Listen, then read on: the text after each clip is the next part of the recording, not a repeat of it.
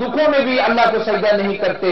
अबू मुस्लिम कहते हैं कि हज़रत अबू उमामा रज़ी अल्लाह तआला अन्हु की खिदमत में हाजिर हुआ, वो मस्जिद में तशरीफ फरमा थे।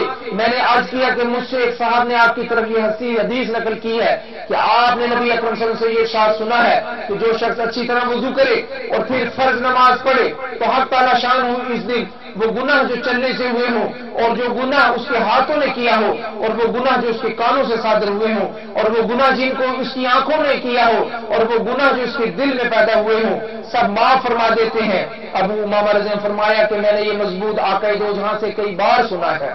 तो मेरे दोस्तों, नमाज एक बहुत बड़ी हकानियत है, नमाज इज्जत है, नमाज वकार है, नमाज अल्लाह का कुर्ब है, नमाज गुनाह कबीरा से रोकने वाली है, नमाज रहमत इलाही है, नमाज अल्लाह का कुर्ब दिला देने वाली है, नमाज शैतान का मुंह काला करती है और नमाज सदका ये जिल्लत रसाइयों को दूर कर देता है। मेरे प्यारे दोस्तों, आक़ा दो जहां फरमाते हैं कि नमाज अल्लाह का हक है, बदनसीब है वो शख्स जो नमाज नहीं पढ़ता। कल सबसे पहला हिसाब नमाज का होगा और जो बेनमाजी निकलेगा मेरे दोस्तों, उसके लिए बहुत बड़ी मुसीबतों और परेशानी का सामना उसे करना पड़ेगा।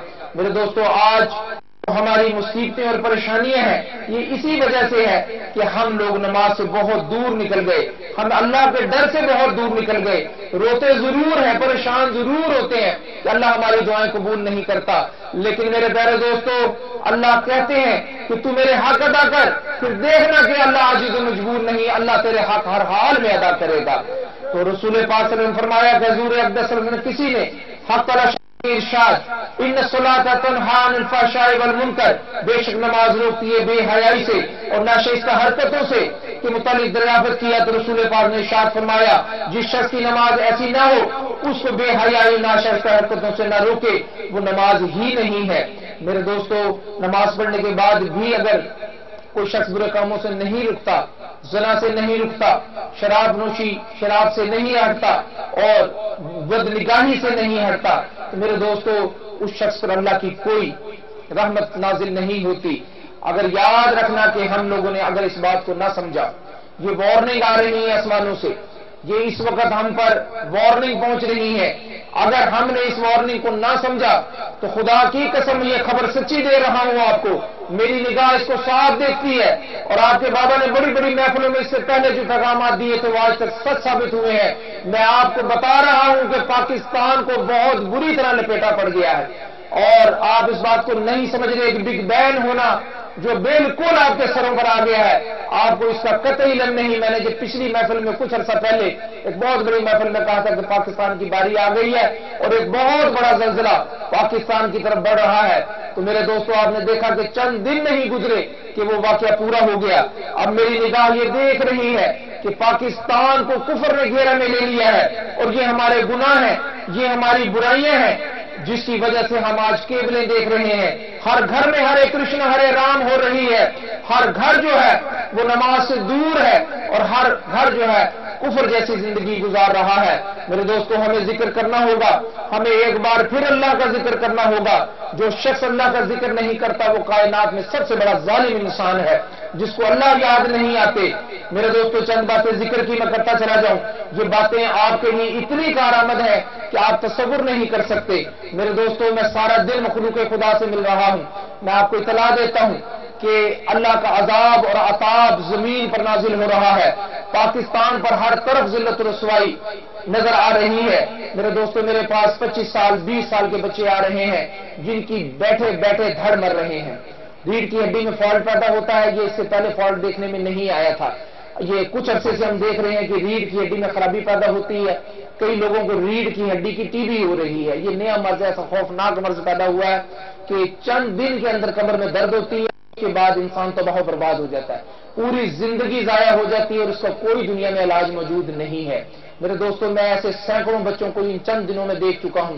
एक और बीमारी बता दूं आपको कि एक अज़ाब इलाही और इस कौम पर नाजिल हो रहा है, वो ये है कि बैठे बैठे 8 दिन में 7 दिन में 6 दिन में लोग अंधे हो रहे हैं। मेरे पास पिछले महीने में इतने लोग अंधे आए हैं, 8 साल का बच्चा, 10 साल का बच्चा। मेरे दोस्तों, अगर अपने बच्चों को बचाना चाहते हो, اگر اپنے قبیلوں کو بچانا چاہتے ہیں تو میرے دوستوں کسی دروازے پر ایک نہر ہو جس کا پانی جاری ہو لڑکوں کو چھوڑ دیا جائے، یہ روشن خیالی کو چھوڑ دیا جائے، ہمیں ایک ہو کر آقا دو جہاں کے حکم پر چلنا ہے میرے دوستوں، ورنہ یہ عذاب الہی اور عطاب الہی کا جو چکر ہے یہ بڑی قوت کے ساتھ آپ کے گھروں کی طرف آ رہا ہے۔ میری بات کو یاد رکھنا، اس کو کسی کتاب میں لکھ لو، کسی کاپی پہ لکھ لو۔ جن لوگوں نے میری بات کو نہ سمجھا میں پیغام حق دے رہا ہوں آپ کو، یہ وہ پیغام ہے جو اللہ نے مجھے دیا اور کہہ دیا کہ کہہ دو انہیں کہ جو لوگ میرا ذکر نہیں کریں گے، جو لوگ اپنے گھروں میں نماز نہیں پڑھیں گے، جو لوگ سجدے نہیں کریں گے، جو لوگ منافقتیں نہیں چھوڑیں گے، میں ان کو صفحہ ہستی سے مٹا دوں گا۔ میرے دوستوں، گھروں کے گھر برباد ہو رہے ہیں، ہر گھر کے اندر تکلیف ہے۔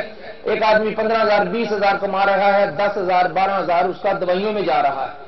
میرے دوستوں، آپ اللہ کا ذکر کر کے دیکھیں، آپ لا الہ الا اللہ پڑھ کے دیکھیں، چند دن نہیں گزریں گے آپ کی آدھی دوائیاں بند ہو جائیں گی، اور اگر آپ نے گناہ بھی چھوڑ دیے، برائیاں بھی چھوڑ دی، تو آپ کی ساری دوائیاں بند ہو جائیں گی۔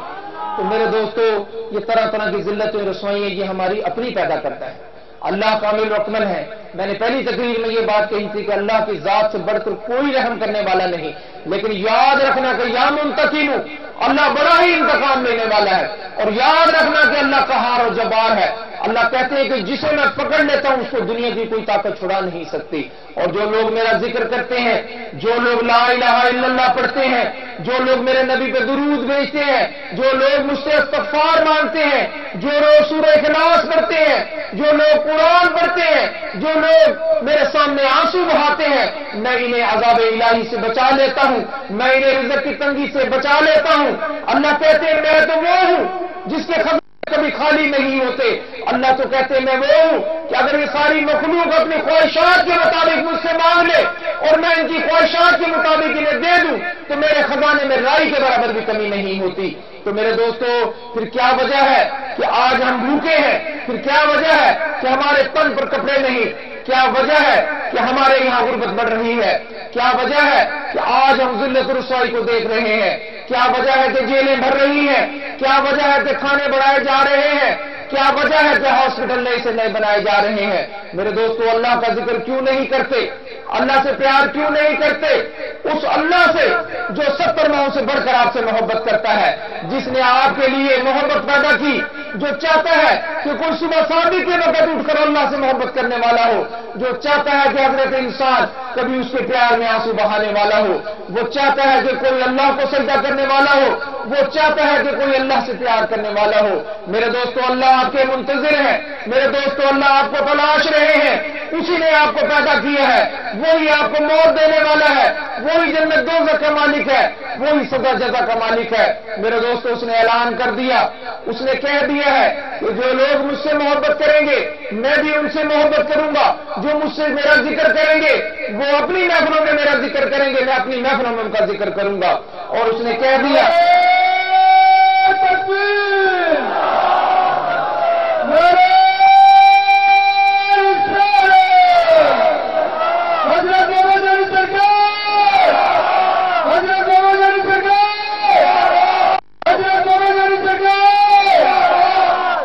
میرے پیارے دوستو، اللہ سے محبت کر کے دیکھیں، محبت ایک ہی ہے۔ سچی بات بتا دوں، پیر و مرشد کی محبت بھی آقا دو جہاں کی محبت ہے، اور آقا دو جہاں کی محبت بھی اللہ ہی کی محبت ہے۔ جس شخص نے ان راہوں کو پکڑ لیا وہ لوگ غموں سے آزاد ہو گئے۔ تو فرمایا، اور ان لوگوں کو اپنی مجلس سے علیحدہ نہ کیجیے جو صبح و شام اللہ کا ذکر کرتے ہیں اور اللہ کو پکارتے رہتے ہیں، جس سے خاص اس کی رضا کا ارادہ کرتے ہیں، اور پکارا کرو اس کو، یعنی اللہ کو خالص کرتے ہوئے، اس کے لیے دین کو، اور تم لوگ اللہ کا ذکر کرتے رہو اپنے رب کو عاجزی کرتے ہوئے، اور چپکے چپکے بھی بے شک آپ تعالیٰ شان حد سے بڑھنے والوں کو ناپسند کرتے ہیں۔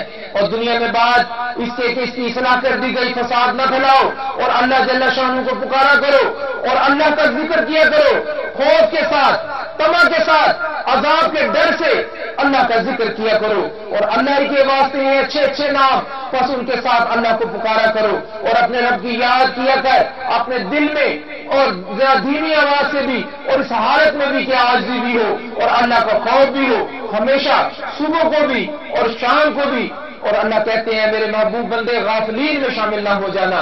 ایمان والے تو وہی لوگ ہیں کہ جب ان کے سامنے اللہ کا ذکر کیا جاتا ہے تو اس کی بڑائی کے تصور سے ان کے دل ڈر جاتے ہیں. جب ان کی اللہ کی